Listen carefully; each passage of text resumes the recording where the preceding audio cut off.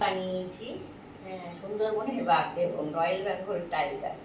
টাইগারের উপর এখন বসবো। টাইগারকে তো সবাই ভয় পায়, আমি টাইগারের উপর বসে বা মশলাটা করবো। আর আগে তো শিলেই সব মশলা হতো, এখন তো মিক্সার। আমার যখন শ্বশুর বাড়িতে এসেছি অনেক রান্না হতো, তখন 20-25 জনের। এবার মশলা বাটার দায়িত্ব ছিল সবে আমার বেশি ছিল, আমার আর মেজো যায়, বড় যাওয়া তো হতো। কিন্তু এই মশলাটা তখন আমাদের একটা কাঠের এরকম বড় বাট বসছিল। গোটা হলুদ, শুকনো লঙ্কা, হ্যাঁ, জিরে ধনে সব এত এত করে বেটে রাখতে হতো। কেন সব বাটা মশলা খেতে। আবার আমার শাশুড়ি বলতো বাটা যত চন্দনের মতন হবে তাহলে রান্না তত ভালো হবে বলে। আমার শাশুড়ি কিন্তু এরকম করে হাতে আর কি দেখে নিত যে বাটাটা ঠিক আছে কিনা।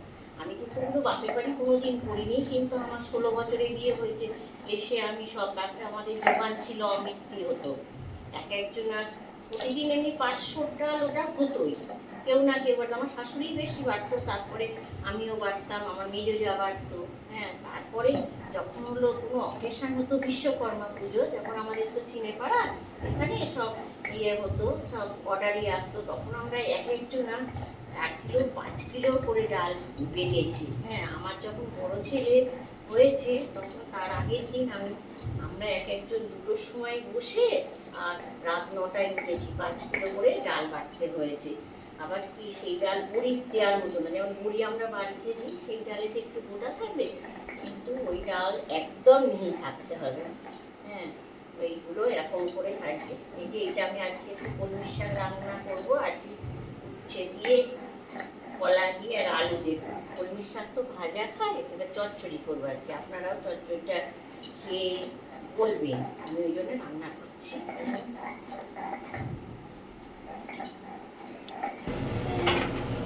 আমি আজকে কলমির শাকের একটা রেসিপি দেখাবো। কলমির শাক তো সব ভাজা খায়, চচ্চড়ি করে দেখাবো আমি। হ্যাঁ, তার জন্যে আমার লাগছে এই যে আর কি, উচ্ছেটা তো আগেই ভেজে নেবো, কাঁচকলা আর আলু।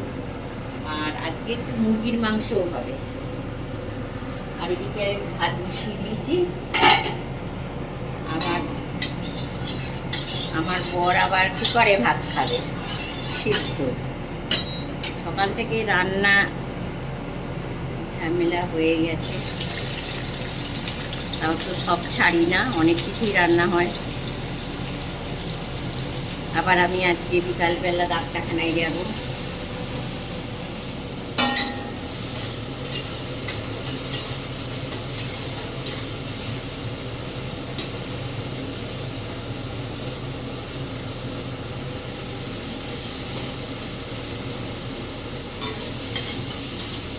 সকালবেলা ভালোই করে বৃষ্টি এলো, কিন্তু ভোর থেকে আবার একটু কমলো, কিন্তু বৃষ্টিটা চলে যাওয়ার পর খুব গরম লাগছে।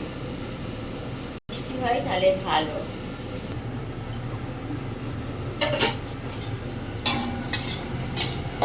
এই যে উচ্ছেগুলো ভাজা হয়ে গেছে, এবার উচ্ছেগুলো আমি তুলে নিলাম।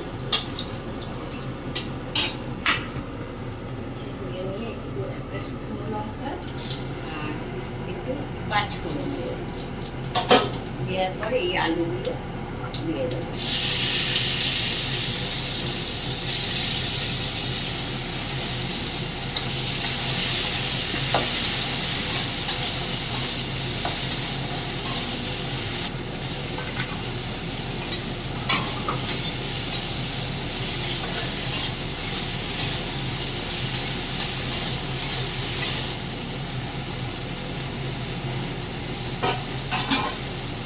দিলাম আর একটু হলুদ দেবো।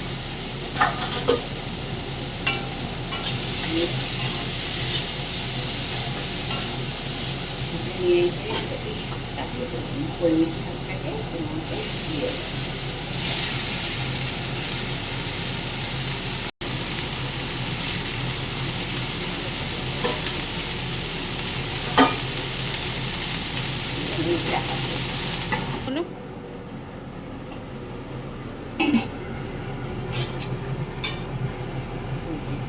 আগেতেই জল বেরিয়েছে,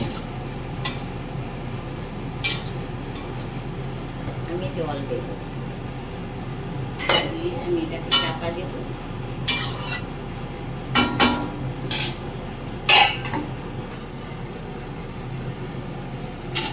গেছে, যেটা এখন এবার আমি উচ্ছেটা দিয়ে দেবো।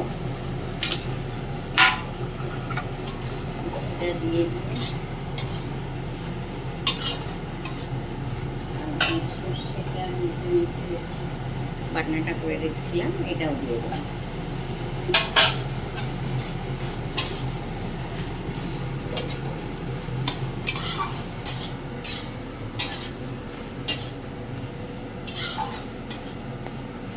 আগে দুটো কাঁচা লঙ্কা আর একটু কাঁচা তেল দেবো, সর্ষে কাঁচা তেলটা দিলে আর গরম ভাতের সঙ্গে সুন্দর লাগে খেতে।